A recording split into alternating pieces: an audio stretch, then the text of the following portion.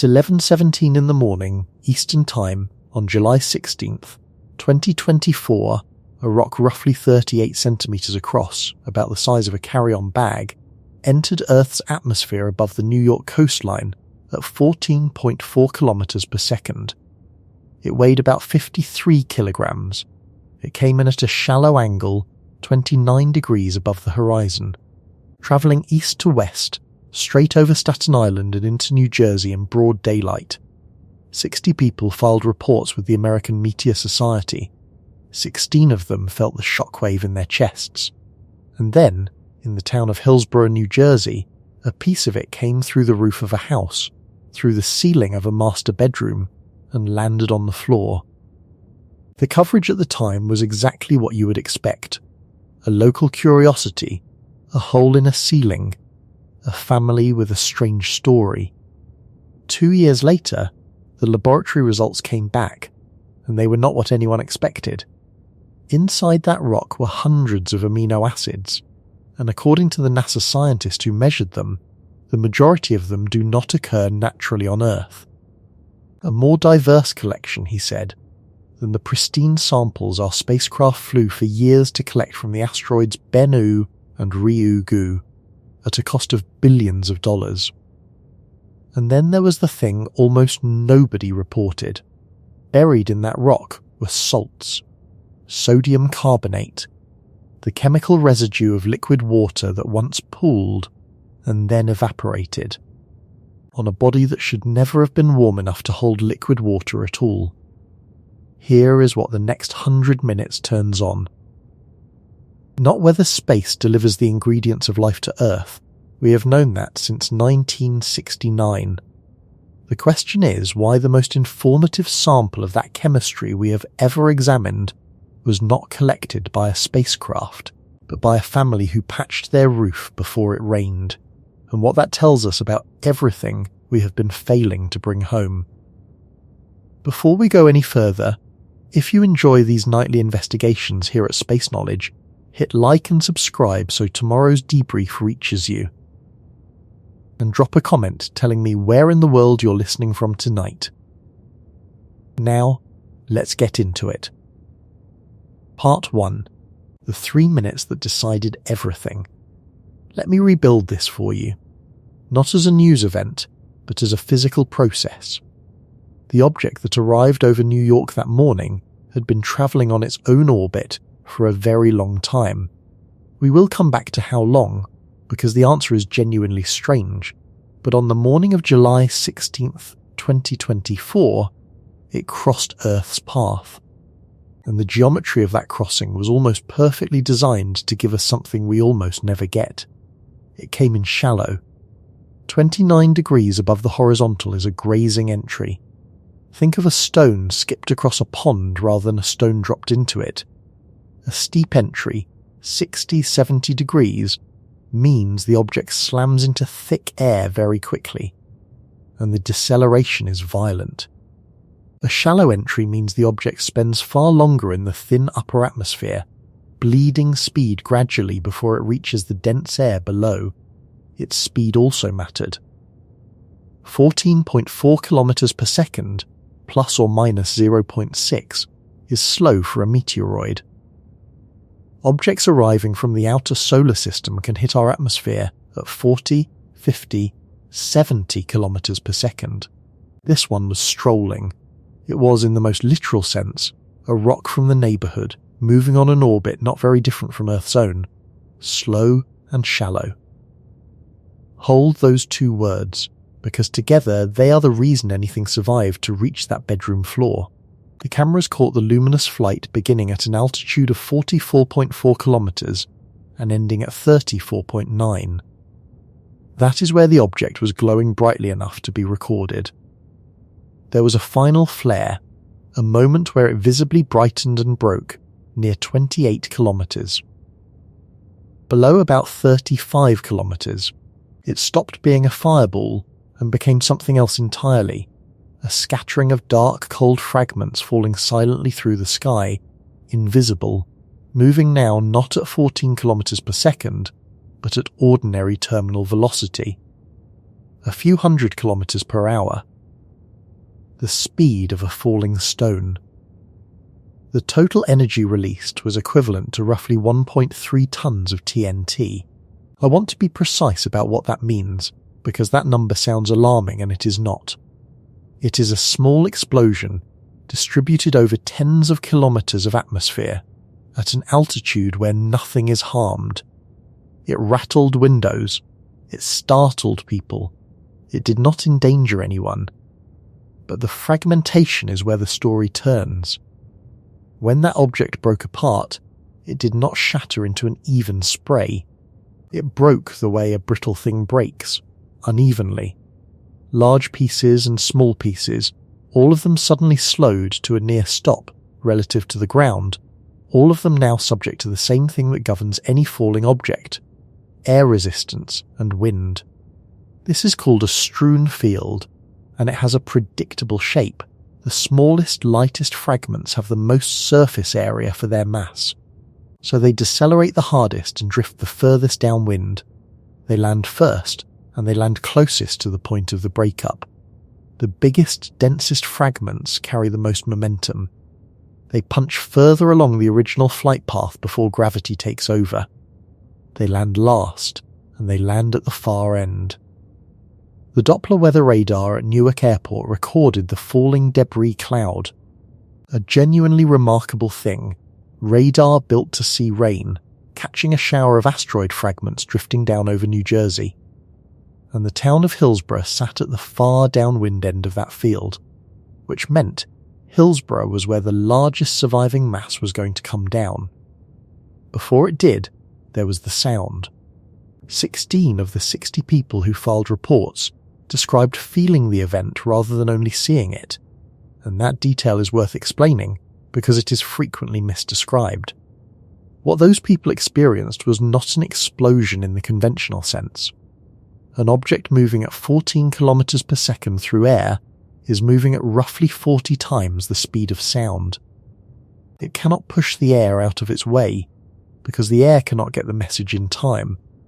Instead, it compresses it into a shock front that trails behind the object in a cone, and that cone sweeps across the ground below like the wake behind a boat. When that wake reaches you, you hear a boom, and you feel a pressure change in your chest. It arrives well after the light does, because light covers the distance instantly, and sound does not. People who saw the fireball over New York that morning, and then felt something a minute or two later, were not experiencing a delayed reaction. They were experiencing the difference in speed between light and sound over a distance of tens of kilometers. And there is a second sound, less commonly reported and stranger.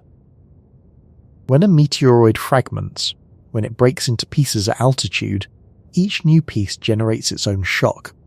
Witnesses in the right place sometimes describe a rolling series of cracks, rather than a single bang, like a distant collapse. That is the audible signature of a rock coming apart in the sky. Then, silence. This is the phase meteoriticists call dark flight, and it is the most counterintuitive part of the whole sequence. Below roughly 35 kilometers, the surviving fragments have shed essentially all their cosmic velocity. They are no longer glowing, because they are no longer compressing air hard enough to heat it. They are not on fire. They are not, contrary to almost every dramatization, red-hot lumps burning their way toward the ground. Most of the outer surface has been ablated away, melted and stripped off in flight, carrying the heat with it, leaving behind a thin, dark, glassy rind called a fusion crust, typically a millimeter or so thick. Underneath that crust, the rock is cold. It has been at the temperature of deep space for millions of years, and a few seconds of intense surface heating does not have time to penetrate. Meteorites recovered promptly are frequently described as cool to the touch, and occasionally as frosted, because atmospheric moisture condenses on their chilled surfaces. So what fell through that ceiling was not a fireball. It was a cold, dark, fist-sized stone with a burnt skin, falling at the speed of any dropped object, arriving in silence after the noise had already passed. That fusion crust matters for a reason beyond description. It is a seal. A 1 millimeter shell of melted rock wrapped around an interior that never got hot, which is precisely why the fragile chemistry inside survives the trip at all. Think of it as a fireproof safe that formed around its own contents on the way down. It came down through a roof. Stay with me, because the next detail is the one that matters more than any other in this entire investigation. The homeowners were there.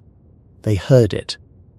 And the person who found that rock, a warm, dark, fusion-crusted stone, sitting in the debris of their own ceiling, did not put it in a shoebox and think about it for a week. They recovered it quickly, they handled it with care, and critically, the hole in that roof was patched before the weather changed. Roughly 1.35 kilograms of material was eventually recovered, a little under 3 pounds. In the arithmetic of meteorites, that is a small amount. 53 kilograms arrived. Under 1.5 kilograms was collected. Everything else is still out there in the soil of central New Jersey, or was ground to dust in the atmosphere. But the fraction that was collected turned out to be, in the words of the researcher who led the analysis, the most pristine sample of its kind that we know of anywhere on Earth. That word, pristine, is going to do an enormous amount of work in this story. Because it does not mean rare. It does not mean big. It means uncontaminated. It means the chemistry inside it was still, in some meaningful sense, the chemistry of the asteroid it came from, rather than the chemistry of the planet it landed on. And the reason that matters is that this particular rock was carrying something that terrestrial weather destroys almost immediately. That is exactly where we're going next. Part 2. What the cameras actually recorded. I want to spend a few minutes on how we know all of those numbers, because it speaks directly to how the modern version of this science works, and because it is a genuinely underappreciated story about amateur networks. There is no government agency whose job it is to watch the sky over New Jersey for incoming meteoroids of this size. I want to be careful here, because this is a point that gets exaggerated constantly. There are surveys hunting near-Earth objects, the ones large enough to do regional or global damage, and they have found the overwhelming majority of the truly dangerous population. What there is not, and what there realistically cannot be, is a system that detects a 38 centimeter rock before it arrives. So what caught this one? Cameras, specifically, a network called All Sky 7, an array of automated fireball cameras run largely by volunteers and researchers, staring at the whole sky continuously, recording everything. 2 of those stations mattered here, one in Northford, Connecticut, and one in Douglasville, Pennsylvania, and then, in Wayne, New Jersey, a doorbell camera on somebody's front porch happened to be pointed in the right direction at the right moment. 3 fixed cameras in 3 known locations, all recording the same streak of light in the sky. That is all you need. Here is the principle, and it is the same one your own eyes use. Hold up a finger at arm's length and close one eye, then the other. The finger appears to jump against the background. The amount it jumps depends on how far away it is. 2 cameras 100 kilometers apart, both recording the same fireball against the same star field, produce exactly that effect on a colossal scale. The apparent path against the background sky differs slightly between stations, and that difference gives you the true 3-dimensional trajectory. Add precise timestamps, and the trajectory gives you speed. Add speed and deceleration, and you can solve for mass. That is where 53 kilograms comes from. That is where 14.4 kilometers per second comes from. Not from a guess. From geometry. Mike Hankey of the American Meteor Society described what the reconstructed path pointed back toward, the trajectory traced back to low in the asteroid belt. In other words, this was not a piece of a comet, and it was not something from beyond the solar system. It was a fragment of the main belt between Mars and Jupiter, on an orbit that had been slowly, patiently walked inward until it intersected ours. And then, the radar. Weather radar is designed to detect water droplets and ice in the atmosphere. It sends out a pulse and listens for the reflection.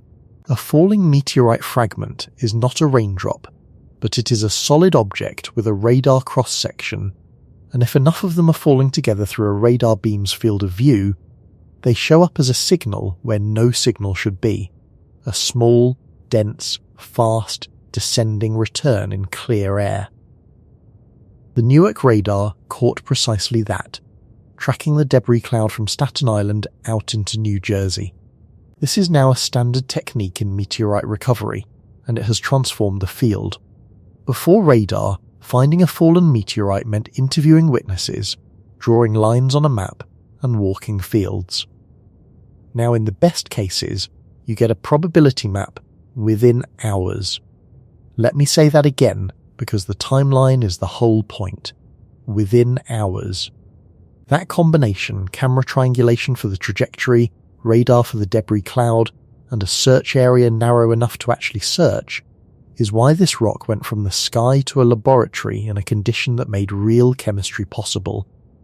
It is a system that did not exist in any practical form 30 years ago, and that system is worth understanding clearly, because it is the reason we can now ask a question that used to be unanswerable. Not just what is this rock made of, but what was it made of before it touched our planet? That question is what the next part of this story is about. Part 3. The rarest kind of stone we know how to catch. To understand why the analysis of this rock caused the reaction it did, you need one piece of classification, and I am going to unpack it in plain language because the shorthand is genuinely opaque. Meteorites are sorted, at the top level, by how much they have been cooked. Some come from bodies that got hot enough to melt completely and separate into a metal core and a rocky mantle, the way Earth did. Those are the processed meteorites, and while they are scientifically valuable, they have lost their original chemistry. Melting erases history. At the other end are the chondrites, stones that never melted. They are, in effect, compacted dust from the birth of the solar system, aggregated into a body, and then left alone. Their interiors still carry the composition of the cloud that made the planets, and within the chondrites there is a subgroup called carbonaceous chondrites, the carbon-rich ones. These are the dark, crumbly, unglamorous stones that contain organic molecules, water-bearing minerals, and the raw chemistry of the early solar system. They are the ones that matter for the question of where life's ingredients came from. Then, it narrows again. Within the carbonaceous chondrites is a class called CM. The M stands for a meteorite that fell in 1889 near a village in what is now Ukraine, called Migay. That stone became the type specimen, the reference standard against which every later example is compared. Around 8 kilograms of it were recovered. Everything in this class, everywhere in the world, is defined by its similarity to a rock that fell 137 years ago. The Hillsborough stone is a CM, but it is a particular subtype, written as CM12, and that number is a measure of one specific thing: how thoroughly liquid water rearranged the rock's minerals while it was still part of its parent asteroid. The scale runs from 3 at the dry end down to 1 at the wet end. A CM2 has been substantially altered by water. A CM1 has been almost completely altered, nearly every original mineral chemically rebuilt by contact with liquid. A CM12 is a rock containing both, regions that were soaked and regions that were less so, jammed together in the same stone. Here are the numbers that make this rare. Across the entire history of meteorite science, there have been 22 CM falls that were actually witnessed, meaning Someone saw the fireball, and the stone was recovered soon after rather than found decades later, weathering in a desert. 22. And of those 22, exactly 2 are the CM12 type. The first was a fall in Kolang, Indonesia, in August of 2020. The second is the one that came through a ceiling in New Jersey. 2 samples. In the entire recorded history of the science, and the earlier of the 2, the Kolang stone, around 2.5 kilograms, landed in soil and mud in a tropical climate. It is a real and valuable sample. But it sat in contact with wet ground and humid air, and for the specific chemistry we are about to discuss, that contact is not a minor inconvenience. It is a solvent. The Hillsborough stone landed on a bedroom floor, indoors, on a dry surface, in a climate-controlled room, and the roof above it was closed before the next rain. I should explain why I keep saying witnessed falls rather than simply meteorites, because the distinction is the whole reason these numbers are so small. Meteorites come in 2 categories. A find is a meteorite recovered without anyone having seen it arrive. Somebody notices an odd stone in a desert or on the ice of Antarctica and recognizes it for what it is. The overwhelming majority of the world's meteorite collection consists of finds, and we have tens of thousands of them, because Antarctic ice and hot deserts are excellent at concentrating and preserving dark rocks that stand out against a pale background. A fall is a meteorite that was seen coming down and then recovered. Falls are rare, a few per year worldwide, out of a global collection numbering in the tens of thousands. And for the chemistry we are discussing, the difference between the 2 is not academic. It is close to absolute. A find has been sitting in terrestrial conditions for an unknown period, years, centuries, in Antarctic cases sometimes tens of thousands of years. Even in a desert, it has experienced humidity cycles, temperature swings, and contact with soil and biology. Every soluble compound in it has had ample opportunity to leave. So when I say 22 witnessed CM falls in the history of the science, I am describing the entire global inventory of carbon-rich, water-altered material whose terrestrial exposure is measured in days rather than millennia. It is a smaller collection than most people imagine, and every new member of it is genuinely significant. There is one more property of this class worth stating before we move on, because it explains why these particular rocks are so hard to recover at all. CM chondrites are weak. They are not the dense iron meteorites of museum displays which survive entry and sit intact in fields for centuries. They are dark, porous, crumbly stones with the structural integrity of a compressed clod of soil.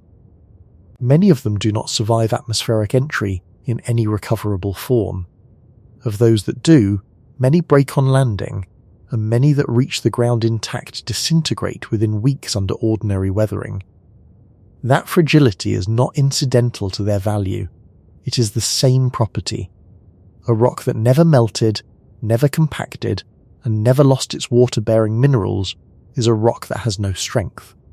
The characteristics that make it scientifically precious are exactly the characteristics that make it unlikely to reach a laboratory. The composition measurements came back at 1.8% carbon by weight and 0.07% nitrogen by weight. Those sound like trivial numbers. They are not. In a rock, 1.8% carbon is an enormous amount of organic material. Ordinary crustal rock on Earth contains a small fraction of that. What it means in practice is that this stone is a carrier of organic chemistry at a concentration that only a very specific kind of primitive body produces. The analysis was led by Peter Jenniskens of the SETI Institute and published in the journal Science Advances on July 15th of this year. The fragments are curated at the American Museum of Natural History in New York, where the curator, Denton Bell, described it as nature delivering a precious asteroid sample to our doorstep, That phrasing is more literal than it sounds. And it sets up the finding that almost nobody covered. Part 4, the salt that should not have been there. The headlines, when this study broke, went almost entirely in one direction: amino acids. The building blocks of life, arriving from space, landing in a New Jersey bedroom. We will get to the amino acids, and they deserve the attention. But I want to start with the finding that the press cycle mostly walked past, because it is the one the researchers themselves put in the title of their paper. Brines, inside the Hillsborough stone, Mike Zolensky and JangMi Han at NASA's Johnson Space Center identified salt-rich regions described in the study as CM1 clasts, meaning small chunks of intensely water-altered material embedded within the larger stone. And within those regions were sodium carbonate salts. This is the first time such salts have been identified in a CM chondrite. Let me be precise about what a salt deposit means, because this is the entire hinge of the story. Salt does not fall out of a vacuum. Salt is what is left behind when water containing dissolved minerals goes away. On Earth, we call the result a salt flat, or a salt pan, or an evaporite. You find them in dry lake beds, in tidal margins, anywhere water pooled, sat, dissolved what it touched, and then evaporated, leaving its dissolved cargo behind as a crust. Finding sodium carbonate concentrated in specific regions of a meteorite is not evidence that the parent body contained a little water vapour, or trace ice, or hydrated minerals. Hydrated minerals we already knew about. This is different. This is the fingerprint of liquid water that pooled, concentrated, and then dried. A puddle. On an asteroid, and the specific salt matters, not just the presence of salt. Sodium carbonate is not table salt, it is the compound that historically was called natron, and on Earth you find it in one very particular kind of place: alkaline lakes. Soda lakes. Bodies of water with high dissolved carbonate and a pH well above neutral, the sort of environment found today in parts of the East African Rift and in a handful of desert basins, where mineral-rich water pools with no outlet and slowly concentrates under evaporation. That is a meaningful piece of information, because it constrains the chemistry of the water rather than just confirming that water existed. Different salts precipitate out of different solutions. Finding sodium carbonate tells you the fluid was alkaline and carbonate-rich, and that it was concentrating rather than being flushed. I want to flag why that combination is interesting to the people who study the origin of life, without overselling it. Alkaline, mineral-rich, carbonate-bearing water in contact with rock is one of the small number of environments that laboratory chemists keep returning to when they try to assemble complex organic molecules from simple ones without biology's help. It is not a magic ingredient, and it is not evidence of anything living. But it is not a neutral finding either. It means the water inside that asteroid was the chemically interesting kind, not merely wet. And there is a second implication that follows directly from the first. Salt does not precipitate out of a solution that stays the same. It precipitates when conditions change, when the water evaporates, or when the temperature drops, or when the chemistry shifts. A structured salt deposit is therefore a record of a process with a beginning and an end. Something started, ran, and finished inside that rock. Which means the sample is not simply a piece of primitive material.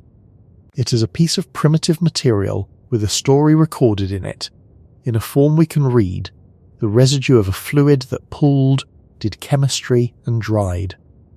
Zolensky put it more elegantly than I can. If you follow the water through the solar system, he said, you are actually following life. Hold that finding, because we need to stack a second one on top of it. These salts are not merely rare in meteorites. They are fragile in a very specific way. Sodium carbonate is highly soluble in water. That is the definition of a salt like this. It dissolves readily, which means that a meteorite carrying a delicate internal structure of soluble salts, landing in a wet field or a humid climate, does not preserve that structure for long.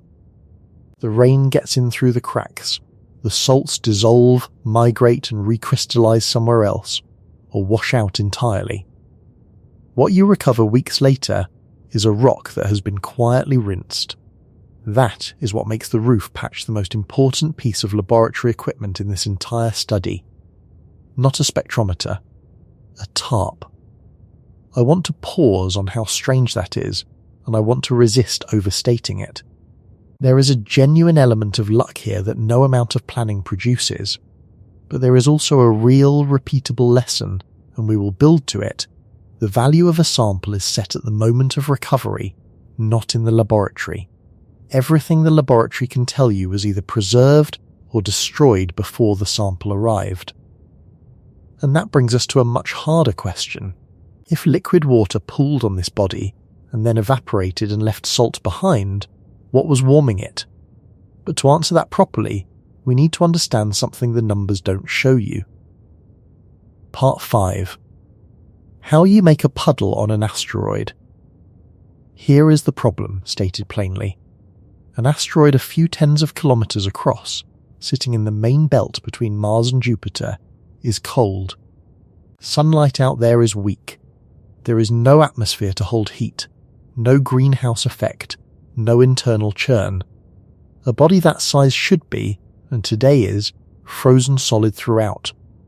Water on such a body exists as ice, and ice in a vacuum does not melt into liquid. It sublimates. It goes directly from solid to vapor and escapes. To get standing liquid water, you need two things simultaneously: heat, and enough overlying rock to keep pressure on the liquid so it does not simply boil away. So where does the heat come from? The answer is one of my favourite pieces of solar system physics, and it is a genuine ghost story. The heat came from an element that no longer exists. When the solar system formed, roughly 4.5 billion years ago, the cloud of dust and gas that made it contained radioactive isotopes, unstable forms of ordinary elements that decay over time, releasing energy as they go. The important one here is aluminum-26. It is chemically identical to the ordinary aluminum in a soda can, but its nucleus is unstable, and it decays with a half-life of about 700,000 years. 700,000 years is nothing. Within a few million years of the solar system's birth, essentially all of it was gone. There is no aluminum-26 left in the solar system today in any meaningful quantity. But while it was there, it was everywhere, mixed uniformly into the dust that was assembling itself into the first generation of small bodies. And radioactive decay produces heat. Here is the analogy I want you to carry through the rest of this investigation, because I am going to keep coming back to it. Think of a compost heap. A pile of grass clippings, left alone, gets hot in the middle. Not because anything set it on fire, but because a slow chemical process running throughout the pile releases a little heat everywhere, and the middle of the pile has no way to shed it. The bigger the pile, the hotter the centre. A thin layer spread on the ground stays cold. A large heap can reach temperatures that will steam on a winter morning. An early asteroid was a compost heap made of rock and ice, with aluminum-26 as the process running inside it. Every gram of the body was gently, continuously warming itself. The interior could not radiate that heat away because it was buried under kilometres of insulating rock and dust. So the ice inside melted. Not on the surface stayed frozen and vented to space, but in the interior, under pressure, where liquid water could persist. And once you have liquid water sitting inside a rock for an extended period, chemistry begins. Water is the universal solvent. It dissolves minerals. It carries ions. It reacts with silicates and converts them into clays. That process, geologists call it aqueous alteration, is exactly what the CM classification measures. A CM2 is a rock that's soaked. A CM1 is a rock that soaked far longer, until almost nothing original remained. There is a subtlety here that I want to include, because without it the picture is wrong in an important way. Heat alone is not enough. On a body with no atmosphere, liquid water at the surface is unstable no matter how warm it gets. The vacuum pulls it straight into vapour. What keeps water liquid is pressure, and on a small body the only available source of pressure is the weight of the material above it. Bury a pocket of water under a few kilometres of rock and dust, and the overburden holds it in place. Put that same water near the surface, and it is gone. So the wet chemistry we are describing did not happen on the outside of anything. It happened in the interior, in fractures and pore spaces buried deep enough to be confined. The surface of that parent body, throughout its entire warm period, was doing something else entirely. Venting. Water vapour working its way outward through cracks and escaping to space, permanently. That is why these bodies dried out and stayed dry. They were leaking the whole time. The second subtlety is how we know any of this happened, given that we are looking at the result 4.5 billion years later. The answer is that water leaves permanent structural fingerprints in minerals, and they are readable. Certain silicate minerals, when they sit in contact with liquid water for long periods, do not simply get wet. They are chemically rebuilt. Water molecules are incorporated into their crystal structure, converting hard anhydrous minerals into soft-layered clay minerals. That conversion is not reversible by drying. A clay mineral in a meteorite is a permanent record that liquid water was present for a long time at a temperature the mineral itself constrains. That is the measurement behind the classification. When a researcher says a stone is a CM1 rather than a CM2, they are reporting how far that conversion progressed, how much of the original mineral inventory was rebuilt by water. It is not an impression, it is a count. And a CM12, the subtype we are dealing with here, is a rock containing regions at both ends of that scale, physically joined together. Some parts of it soaked nearly to completion, other parts of it, millimetres away, did not, which tells you the water was not evenly distributed through the parent body. It was patchy. It pooled in some places and not others, exactly the way groundwater does in terrestrial rock. Pockets, not an ocean. Pockets. Now think about what happens as the aluminum-26 runs out. The heat source fades. The body cools. The liquid water in those interior spaces begins to freeze and, where it can reach a fracture or a void, to escape as vapour. The water leaves. The dissolved minerals it was carrying cannot leave with it. They precipitate. They concentrate. They form salt. That is the tide pool at the end of the world. A pocket of warm, mineral-rich water sitting inside a rock in the dark. Slowly drying out over hundreds of thousands or millions of years, leaving behind a rim of sodium carbonate, exactly the way a receding tide leaves a crust on a rock shelf. And that is what came through a New Jersey ceiling on a Tuesday morning. Part 6. The hundreds of molecules that do not belong to Earth.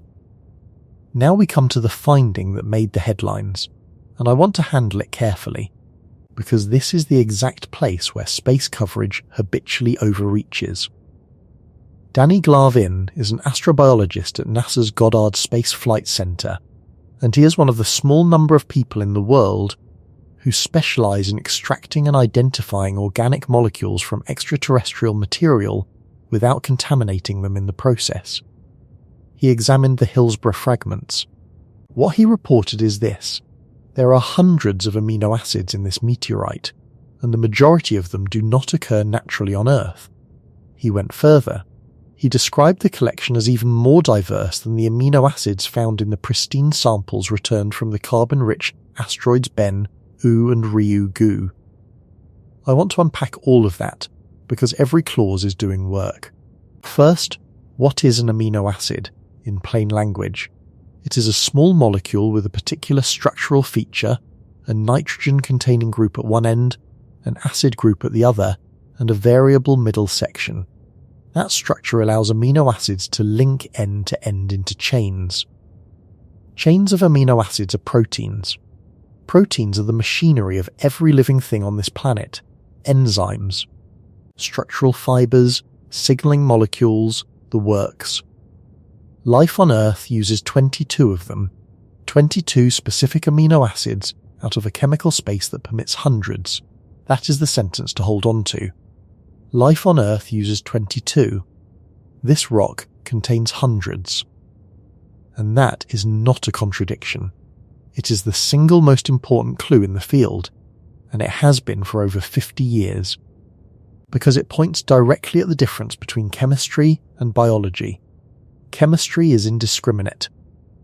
A non-biological process that assembles amino acids from simpler ingredients, carbon, hydrogen, nitrogen, oxygen, and energy, will produce whatever the physics allows, in rough proportion to how easily each one forms.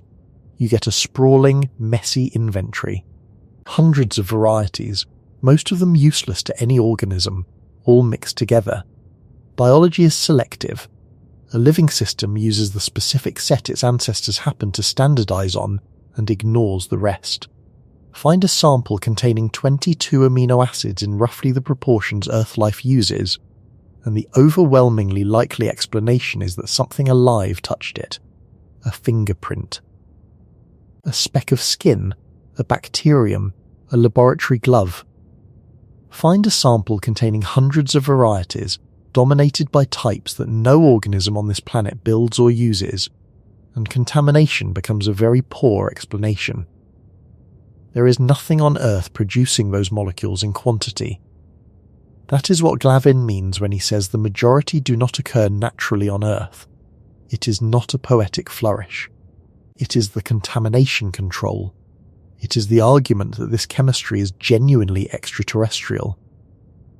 There is a second layer to this test that is worth knowing, because it is elegant.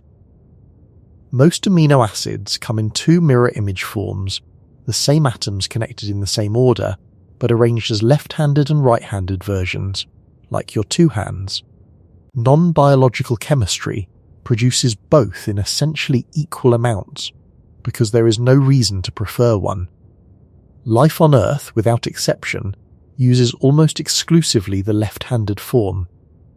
A sample that comes back with a balanced mixture of both handednesses is telling you that no biology sorted it. A sample skewed heavily left-handed is telling you to check your gloves. This is the toolkit that lets a laboratory make a confident statement about a rock that spent 3 seconds falling through the air of the most densely populated corridor in North America. Now, the comparison to Bennu and Ryugu. This is where the story stops being a curiosity and becomes, in my view, a genuine problem worth an hour of your evening.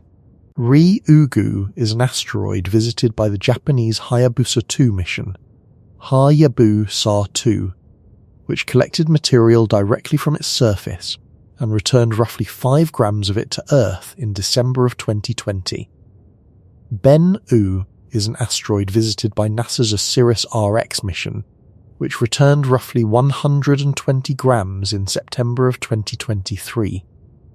Those 2 missions represent an enormous investment. Years of design, years of crews, precision operations at a body hundreds of millions of kilometers away, executed with no possibility of a repair visit. Sealed capsules, nitrogen purged clean rooms, curation facilities where the samples have never touched Earth's atmosphere. Every safeguard that engineering and money can buy, deployed specifically to preserve the fragile chemistry we have been discussing. And a rock that fell through a roof in New Jersey came back with a more diverse amino acid inventory. I want to be careful and fair here, because that sentence can be misread into something false. It does not mean the sample return missions were a mistake, and it does not mean they failed. It does not even mean the New Jersey stone is a better sample in every respect. Those missions delivered something no meteorite can ever deliver, and I am going to spend a full part of this investigation on exactly what that is, because it is the honest counterweight to everything else I am about to say. But it does mean something uncomfortable. It means that the relationship between how much we spend on a sample and how much that sample can tell us is not the relationship we assume it is. And that right there is the problem. Part 7. The misdirection. This was never a story about seeds. Let me say clearly what I think the real story is, because it is not the one that ran. The framing that went out across the wires in July, and again in the first week of August, was the seeds of life framing. Space rock delivers building blocks. The ingredients of life came from the sky.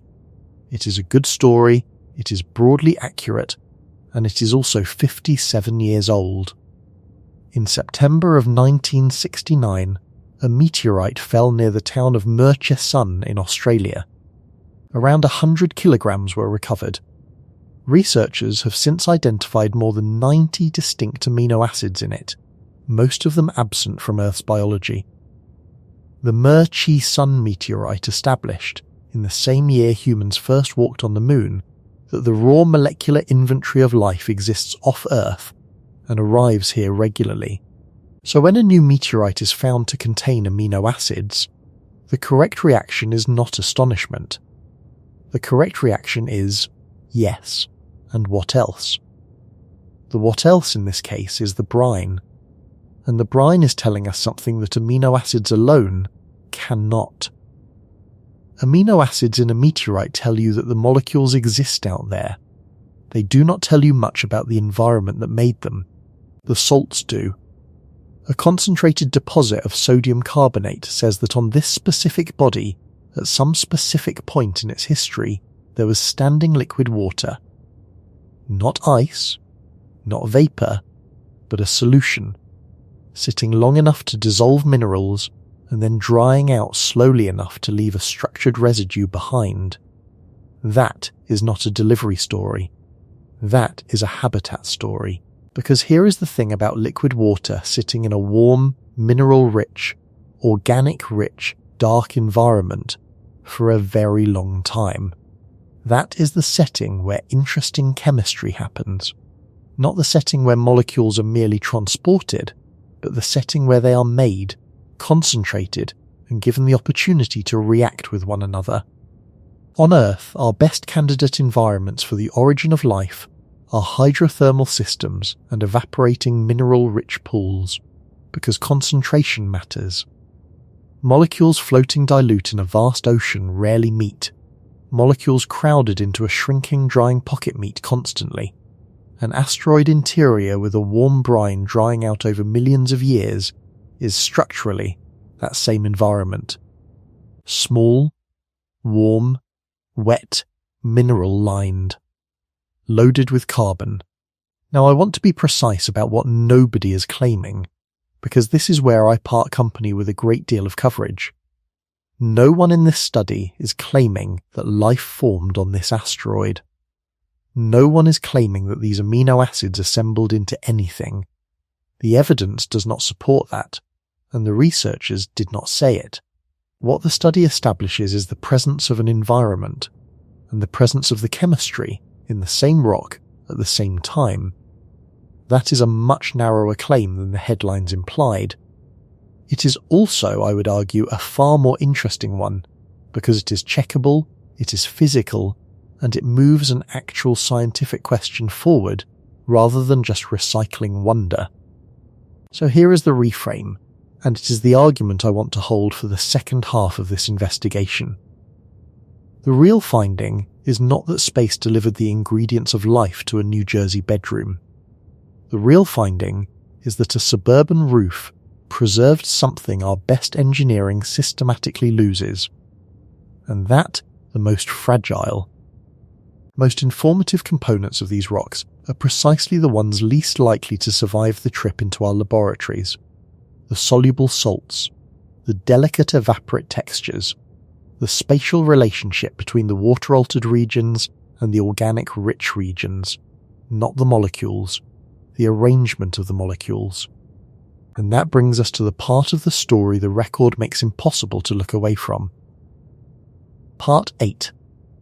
What billion-dollar missions cannot bring home.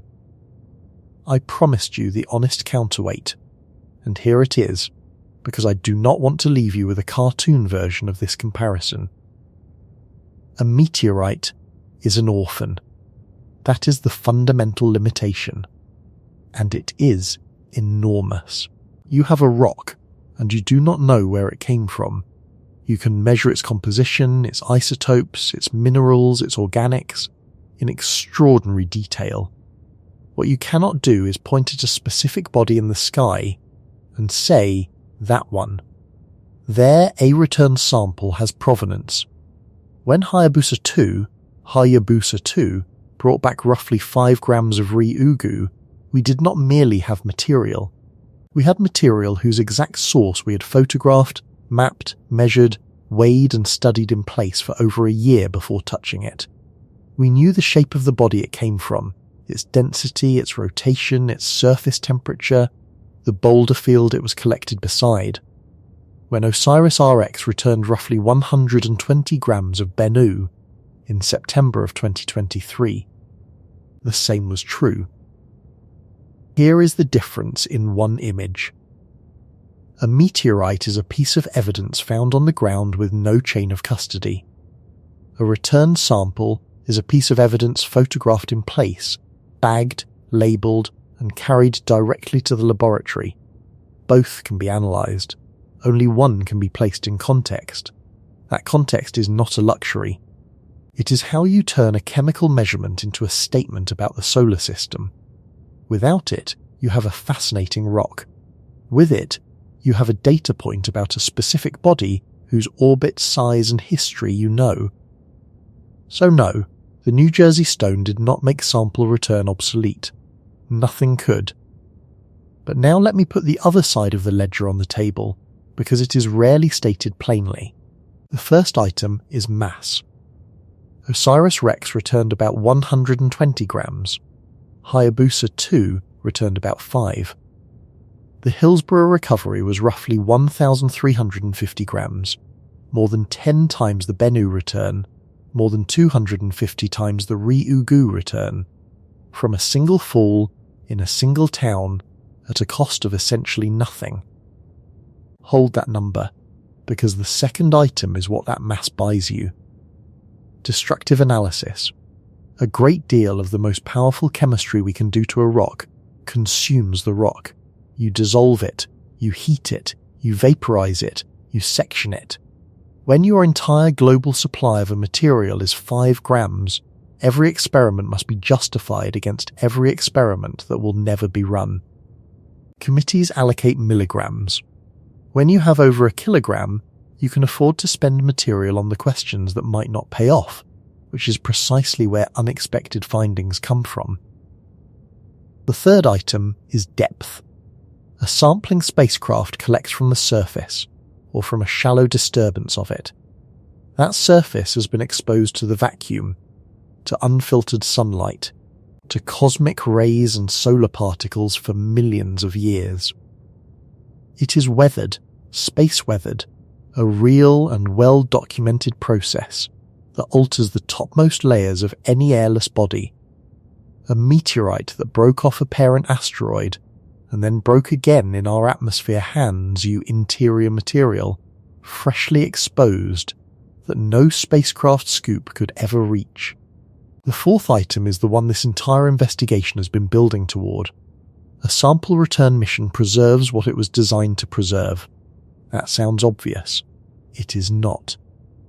Every element of that engineering, the sealing, the purging, the temperature control, the curation protocol, was specified years before launch by people making educated predictions about which properties would matter. They protected against oxidation, against terrestrial organic contamination, against water vapor, but you cannot design a preservation protocol for a discovery you have not made yet. The delicate internal arrangement of soluble salts in the Hillsborough stone was not a known target.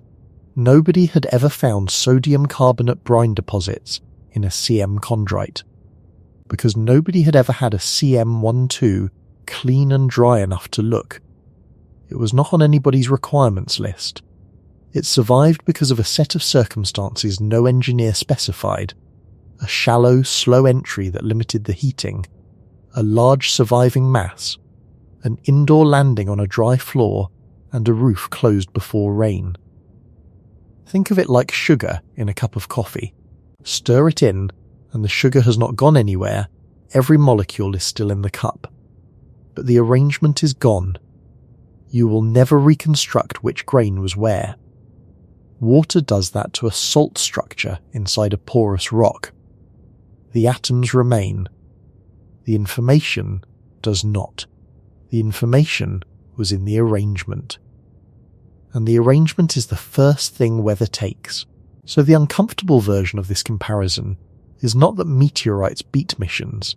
It is this: our most expensive, most carefully engineered samples are optimized for the questions we already knew how to ask, and the accidents, the rocks that arrive on their own terms and land somewhere improbably kind to them, are where the questions we did not know to ask come from.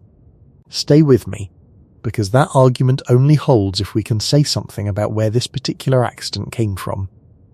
And that turns out to be a story about a collision that happened before there were primates on Earth. Part 9. The Family Tree.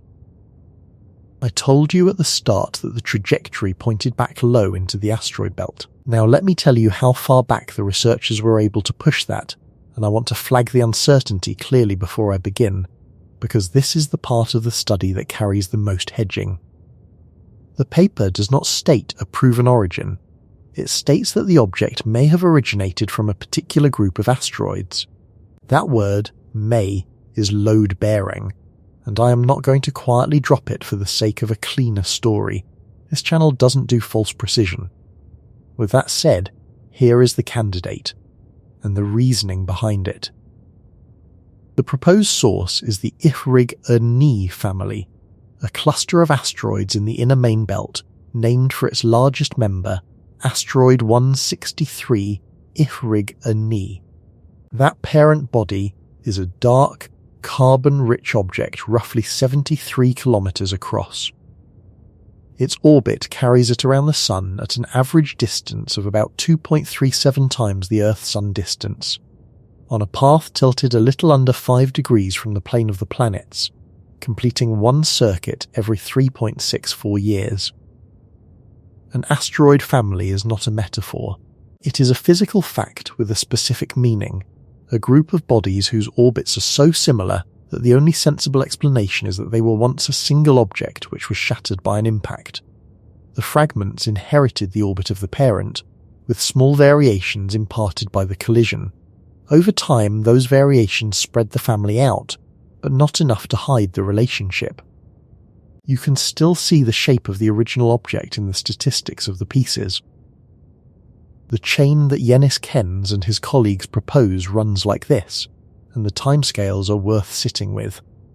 Roughly 155 million years ago, a collision in the inner asteroid belt shattered a body and created the family.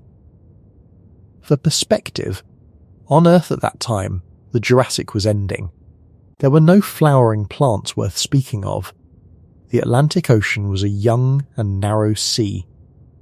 Roughly 6 million years ago, a second collision, one of the family fragments being struck in turn, liberated a piece and altered its orbit enough to begin walking it inward, toward the region where its path could eventually cross ours. 6 million years ago, our own ancestors, and the ancestors of chimpanzees, had only recently diverged. I said that the fragment began walking inward, and I want to explain that phrase rather than let it pass, because it describes one of the strangest mechanisms in the solar system, and it is essential to how any of these rocks ever reach us. A collision alone does not usually deliver an asteroid fragment to Earth. It gives the fragment a nudge, a change in velocity that shifts its orbit slightly. but the asteroid belt is a long way away, and a slight shift is not enough to walk a rock across that gap. Something has to keep pushing for millions of years. That something is sunlight. Here is how it works, and it is worth slowing down for.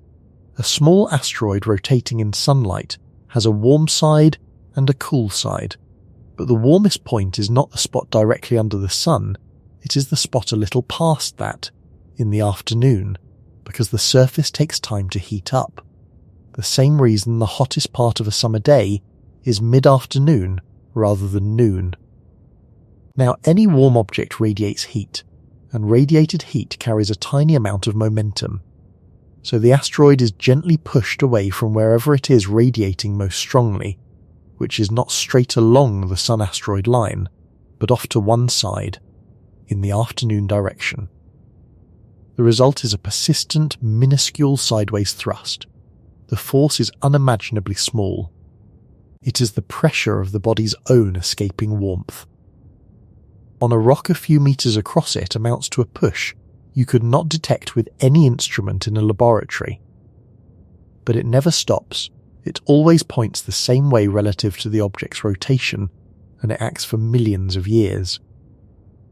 Give a small asteroid enough time, and that whisper of a push will move its orbit measurably.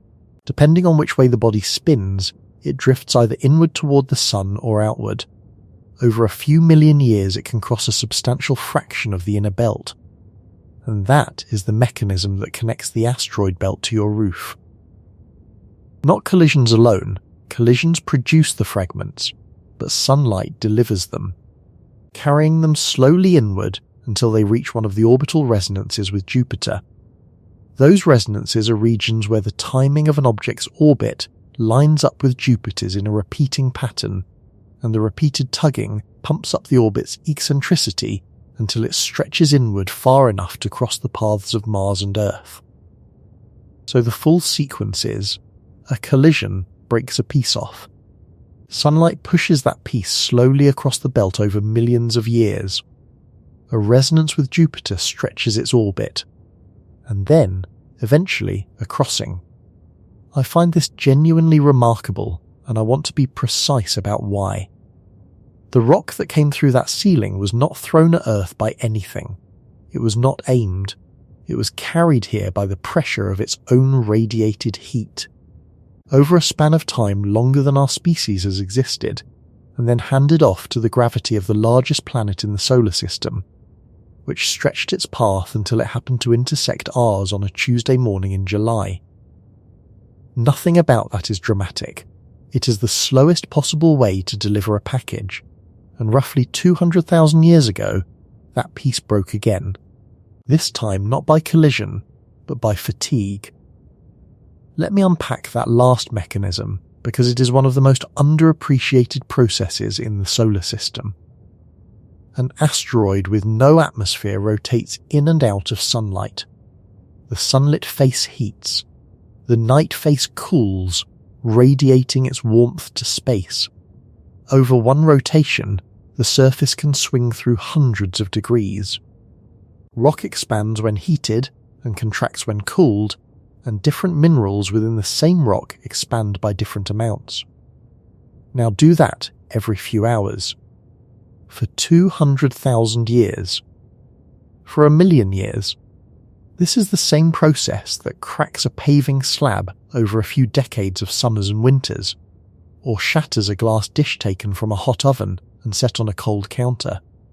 Astronomers call it thermal fatigue, and we now believe it is a dominant force in breaking down small bodies, grinding them, splitting them along mineral boundaries, generating fresh fragments long after the last impact.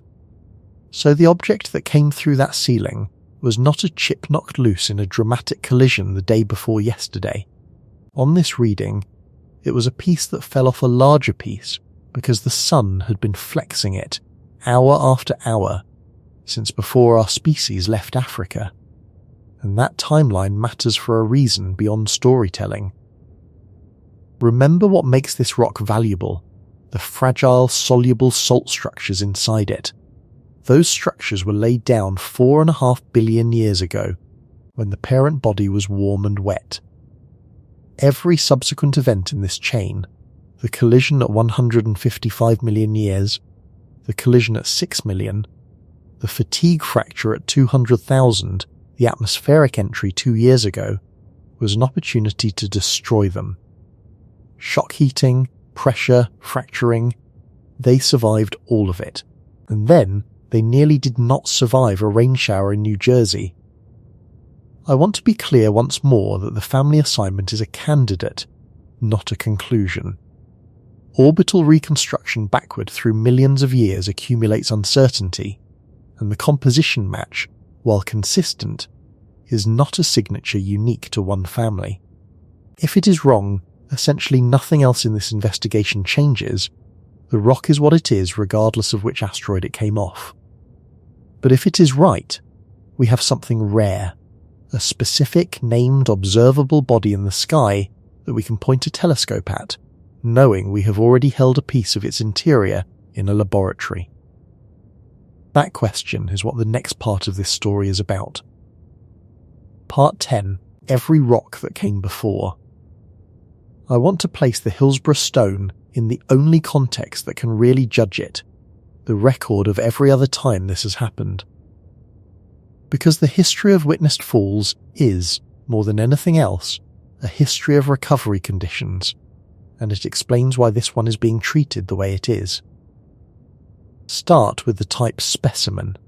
In 1889, a stone fell near a village in what is now Ukraine, and around 8 kilograms were collected.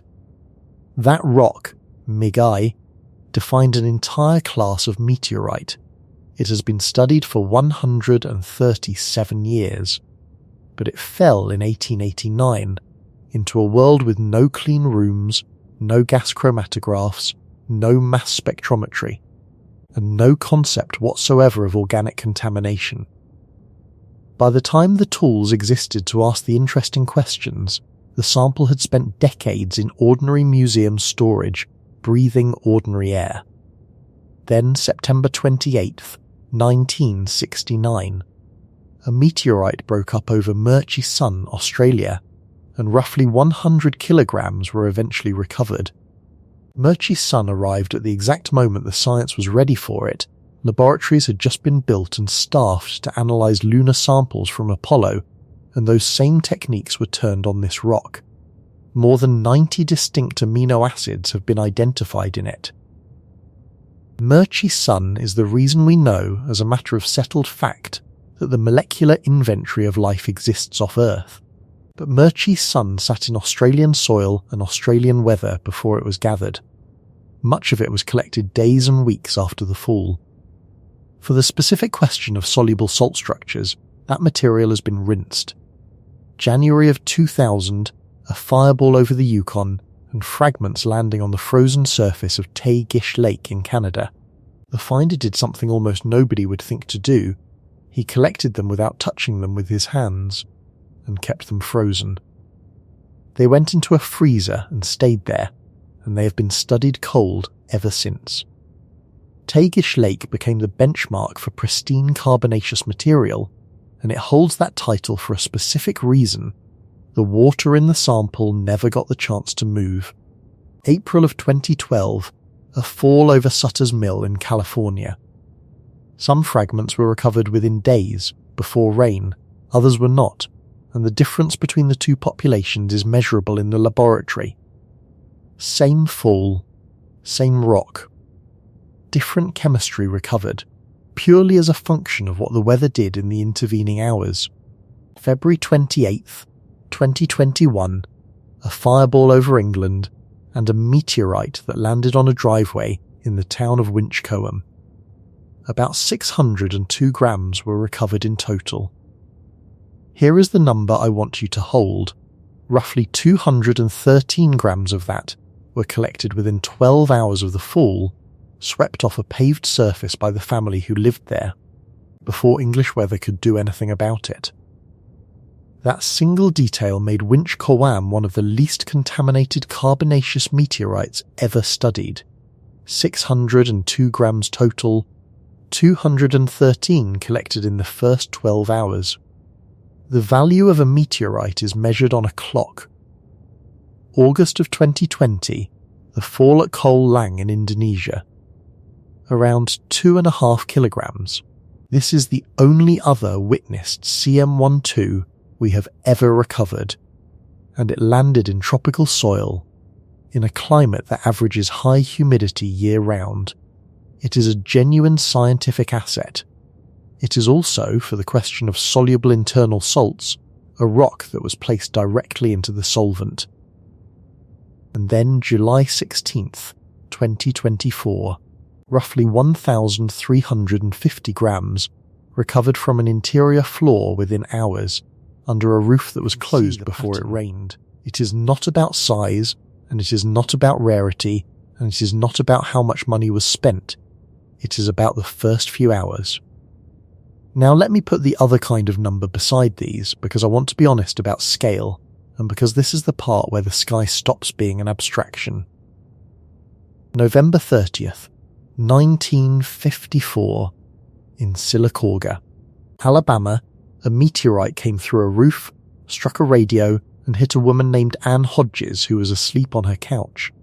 She was badly bruised. She survived.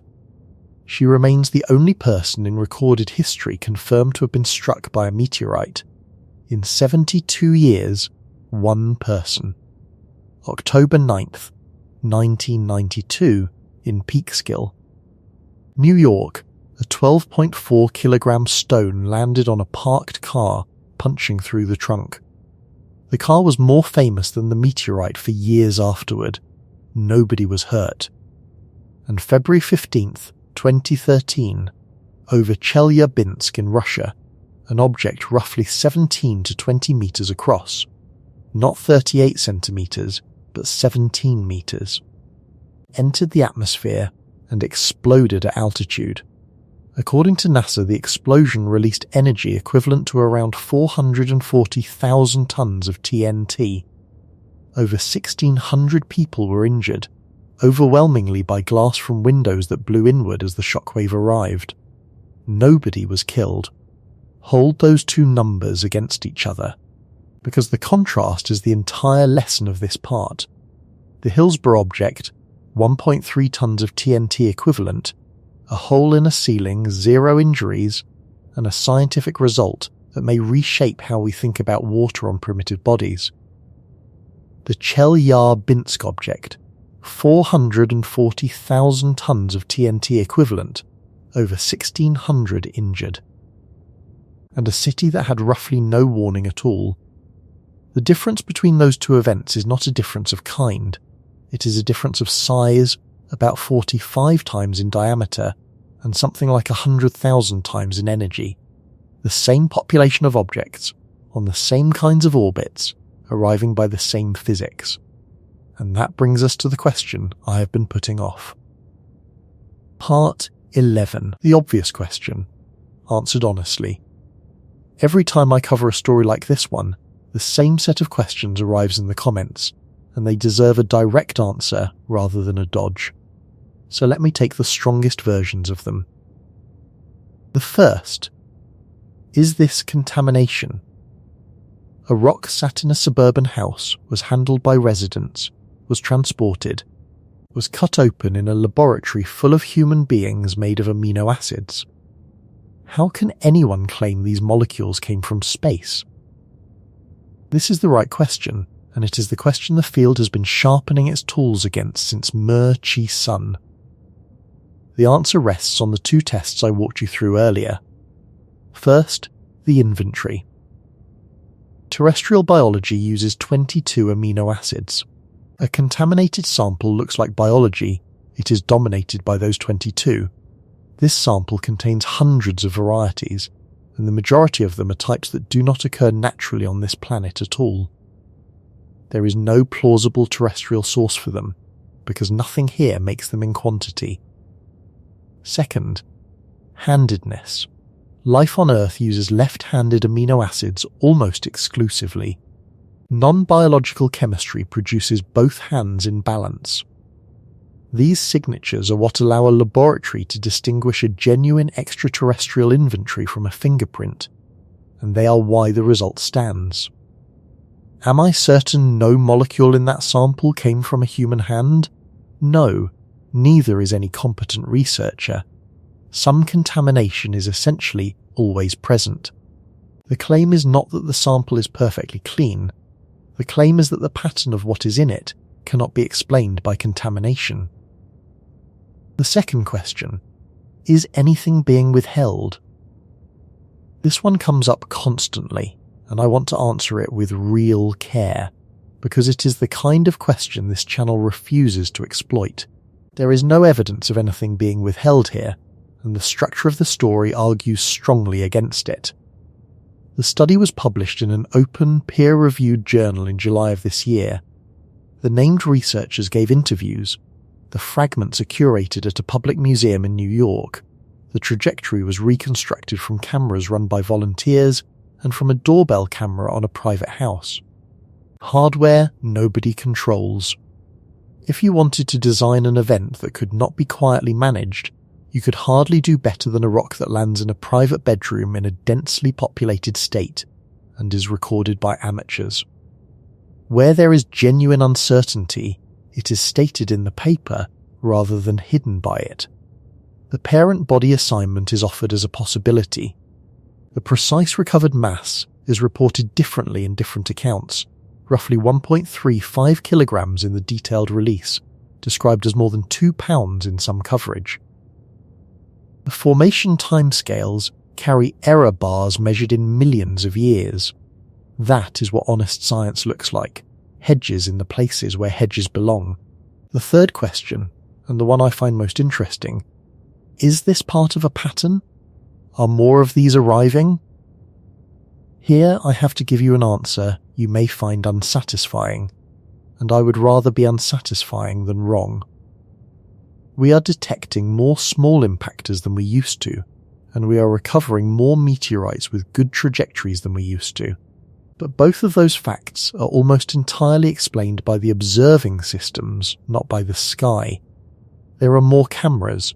There are more radars being read for this purpose. There are more people with the software to triangulate. When your detection capability improves, your detection count improves, and it takes careful statistical work to separate a real change in the population from a change in how hard you are looking. The current evidence does not support the claim that the flux of these objects is increasing. It supports the claim that we are finally watching properly, which is, I would argue, the more important development anyway. And that brings us to what happens next. Part 12. What we cannot see coming. I want to be very careful in this part, because the subject is detection, and detection is where space coverage most often slides from fact into alarm. So let me lay out what is actually true, in order, and let you draw your own conclusion. We run several survey telescopes, whose entire purpose is to find objects on orbits that bring them near Earth. They work by taking repeated wide field images of the sky and looking for points of light that move against the background stars. An object is detectable when it is close enough, and large enough, and lit well enough to register above the noise. For large objects, the kilometre-scale bodies capable of global consequences, this system has worked extraordinarily well. The overwhelming majority of that population is now catalogued, tracked, and projected forward for a century or more. That is a genuine achievement of the last 30 years, and it does not get enough credit. For mid-sized objects, the tens of meters range, the Chelyabinsk range, the picture is partial. We find them, but we find a fraction, and we often find them on the way past rather than on the way in. And for objects the size of the one that fell on New Jersey, the honest answer is, we do not find them at all. Not because of neglect, and not because of budget, because of physics. A rock 38 centimeters across, dark as charcoal, is a fundamentally undetectable object at any useful distance. It reflects almost nothing. By the time it is close enough to reflect enough sunlight to appear in a telescope, it is hours from arrival, and pointing a telescope at the right patch of sky at the right hour, by chance, is essentially a lottery. Here is the number that makes the scale of this clear. Across the entire history of astronomy, the number of natural objects that have ever been detected in space and then observed to enter Earth's atmosphere, spotted first, hit second, is around a dozen. 12, give or take. The most recent one arrived in May of this year and came down over the Arafura Sea, north of Australia. A dozen. Ever. Every other meteorite in every museum in the world arrived unannounced. Now, I want to immediately diffuse the reading that number invites, because the number sounds frightening and the reality is not. The reason we do not detect these objects is the same reason they do not matter as threats. They are tiny. A 38-centimetre stone deposits about as much energy as a small industrial explosion spread across the upper atmosphere. It broke a roof. In 72 years of records, exactly one person has ever been confirmed struck by a meteorite, and she survived with bruising. So the detection gap at this size is not primarily a safety problem. I want to say that plainly, because it would be easy and dishonest to sell it as one. It is a logistics problem, and it is a scientific one. Think about what that means operationally. The most chemically valuable material that reaches this planet arrives with no warning, in unpredictable locations, and begins degrading on contact with air and water. There is no possibility of dispatching a team in advance. There is no protocol that can be triggered before the fact. The entire scientific yield of an event like this depends on decisions made in the first hours by whoever happens to be standing there, almost always someone with no training and no reason to expect their day to include an asteroid. The winch Coam recovery in 2021 succeeded because a family swept their own driveway carefully and called someone. The Tay-Gish Lake recovery in 2000 succeeded because one man had the instinct not to touch the fragments with his bare hands and to keep them frozen. The Hillsborough recovery succeeded because a household moved quickly and closed a hole in a roof. That is the actual infrastructure, not a satellite, not a survey, people, and the first 3 hours. So let me turn to the forecast, and to what I think is genuinely worth watching over the next several weeks and months. I will give you 2 branching paths, and tell you honestly which one the data currently leans toward. The first path is that the brine finding generalizes. Now that a laboratory has identified sodium carbonate deposits inside a CM chondrite and published exactly what the signature looks like, other groups know what to search for and where. That matters more than it sounds. A great deal of scientific discovery is not about new instruments, but about knowing which question to put to material you already possess. There are CM meteorites sitting in collections around the world right now, some of them studied for decades. If brine structures are a general feature of this class, and were simply never recognized, we should start seeing confirmations from re-examined samples relatively quickly, including, potentially, from the curated Bennu and Ryugu material, which has the advantage of never having touched terrestrial humidity at all. If that happens, the story becomes much bigger than one rock. It becomes a statement about the standard history of primitive bodies, that pooling, evaporating brine was a normal stage in the life of the objects that delivered organic chemistry to the early Earth.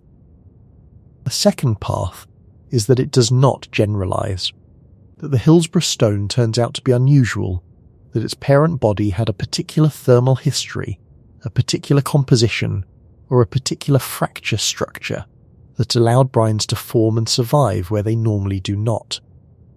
In that case, the finding stays scientifically important, but becomes a statement about one object rather than about a class. Which way does the evidence currently lean? I think, cautiously, toward the first, and the reason is not the chemistry, It is the preservation argument. Soluble salts have been shown, in sample after sample, to be exactly the thing terrestrial exposure removes. When you discover something in the one specimen that was uniquely protected from the process that destroys that thing, the simplest explanation is usually not that the specimen is special. It is that the protection is special. Put simply, we may not have been finding brines because we have not, until now, had a rock dry enough to keep them. But I want to hold that lightly. It is an inference from a single sample, and a single sample is where scientific overconfidence is born. The honest position is that we now have one clean example and a clear signature to hunt for, and the next 2 years of laboratory work will settle it. Not this month, not from this channel, from other groups examining other rocks, either finding it or not. There is one more thing worth watching, and it is the one I find most quietly compelling. If the Erigone family assignment holds up, then there is a specific asteroid in the inner belt, 163 Erigone, 73 kilometers of dark carbon-rich rock, circling the Sun every 3.64 years, that we can observe telescopically while holding, in a museum in New York, a piece of what appears to be its interior. Spectroscopy from a distance, compared directly against chemistry in hand. That comparison is how remote observation gets calibrated, and it is the closest thing to a free sample return mission that the solar system offers. And finally, since it will inevitably come up, if you are ever the person standing over one of these, the guidance from every meteoriticist I have read is consistent and simple. Do not wash it. Do not handle it with bare hands if you can avoid it. Get it out of the weather, photograph where it was, and tell someone who can act on it quickly. That is not preparation for a disaster. Nobody needs to prepare for this. It is simply the difference between a rock and a piece of the early solar system, and it is decided in the first few hours by whoever happens to be there. Part 13. The uncomfortable conclusion. Let me pull all of this back together, because the pieces we have been assembling make an argument I think is genuinely uncomfortable, and it is not the argument the coverage made. Start with what actually happened, stripped of framing. 4.5 billion years ago, in the disk of dust and gas that became the solar system, a body assembled that contained rock, carbon, and ice. Radioactive aluminum inside it, an element that has not existed in the solar system in any quantity for over 4 billion years, warmed it from within, the way a compost heap warms itself. Its ice melted. For some span of time there was liquid water inside that object, dark, warm, mineral-rich, and loaded with carbon chemistry. That water dissolved what it touched, and then, as the heat source decayed away, it evaporated, leaving behind concentrated salt exactly the way a receding tide leaves a crust on rock. That body was broken by an impact around 155 million years ago. One of its pieces was struck again around 6 million years ago and sent wandering inward. Around 200,000 years ago, that fragment cracked apart under the strain of heating and cooling as it rotated in and out of sunlight. And on a Tuesday morning in July of 2024, one of those pieces intersected the orbit of our planet, entered the atmosphere over New York at 14.4 kilometers per second, broke apart at 28 kilometers altitude, drifted down over New Jersey as a cloud of cold, dark stones, and put one of them through the ceiling of a bedroom. Inside it, hundreds of amino acids, most of them types this planet does not make, and the dried residue of the water that was there when they formed. That is the event. Now here is the argument. We spent, collectively, billions of dollars and roughly 2 decades of engineering to go to 2 asteroids and bring back 120 grams and 5 grams of material respectively. Those missions were worth every cent, and I said why. They gave us provenance, and provenance is what turns chemistry into history. Nothing here diminishes them. But the most informative single sample of primitive asteroid chemistry currently on this planet is over a kilogram of material that arrived on its own for free and was preserved not by engineering, but by a household reacting sensibly and a roof being patched before it rained. And the reason it is the most informative is not that it is bigger or older or rarer. It is that it retained an arrangement, a delicate internal structure of soluble salts, that our entire recovery architecture, both the accidental kind and the deliberate kind, systematically destroys. Weather dissolves it. And engineered preservation protects against the things we already knew to protect against, which by definition does not include the discovery nobody had made yet. That is the uncomfortable part. The thing that made this sample special was not that we were clever about it. It is that we got lucky, and the luck consisted of a rock landing indoors. Which raises the question I've been circling for the last 100 minutes and am not going to pretend to answer. How many times has this already happened and been lost? 22 witnessed CM falls, 2 of the wettest subtype. Almost all of them recovered from soil, from fields, from mud, from wet ground, in the hours or days or weeks after they landed, and all of them, on the argument this study makes, quietly rinsed of the one structure that would have told us the most. We have been studying these rocks for 137 years, since a stone fell near a Ukrainian village in 1889. And it is possible, not certain, but possible, that we have spent most of that time examining the durable parts of a sample whose most informative parts dissolved before anyone knew to look for them. There is a version of this story that ends with wonder about the origins of life. That version is available, and it is not wrong. Space delivers the ingredients. It has been delivering them continuously for 4.5 billion years to a planet that eventually assembled some of them into things that could look up and notice. But the version I want to leave you with is smaller and, I think, sharper. The news cycle covered this rock twice, once when it fell through a roof and made a good local story, and once 2 years later, when a laboratory found amino acids in it and the phrase building blocks of life could be put in a headline. Between those two moments there was a 2-year gap in which nothing was reported, because nothing reportable was happening, only careful, slow, unglamorous work by a handful of named people at the SETI Institute, at NASA Goddard, at NASA Johnson, and at a museum in New York, taking a rock apart in the only way that produces real answers. The finding that I think matters most from that work was not in the headline either time. It was the salt. This is what I mean when I say that the most dangerous habit is not fear of the sky. It is inattention to it. Not the failure to be frightened. The failure to keep looking after the interesting moment has passed.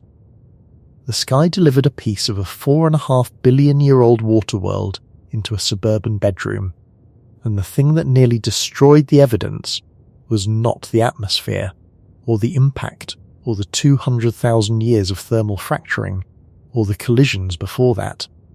It was the possibility of rain on an ordinary Tuesday in New Jersey. So here is where I leave it tonight. Somewhere in the inner asteroid belt, a dark 73-kilometre rock is completing another one of its 3.6 4-year circuits around the Sun, as it has done 1 billion times. We may have held a piece of its interior in our hands. Inside that piece was the residue of standing water, and the chemistry that water was carrying, the same chemistry that, on one planet we know of, eventually became capable of asking where it came from.